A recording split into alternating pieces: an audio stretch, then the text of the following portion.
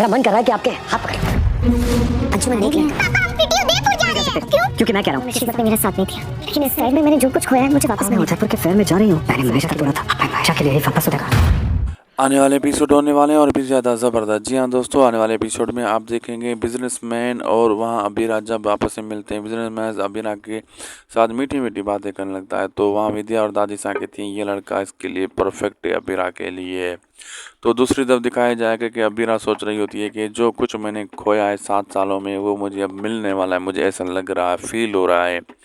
और दूसरी तरफ ये दिखाया जाएगा कि अरमान से जो मायरा कहती है कि उदयपुर जाना है, वहाँ गांव में जाना है, तो वो मना कर देता है। लेकिन मायरा चली जाती है, चिट्ठी लिखकर छोड़ जाती है अरमान के लिए। तो अरमान वो चिट्ठी पढ़ता है, अरमान कहता है उदयपुर मैंने मायरा के लिए ही छोड़ा था, अब उदयपुर जाऊंगा मायरा को ही लेने, मायरा को लेके वापस आऊँगा।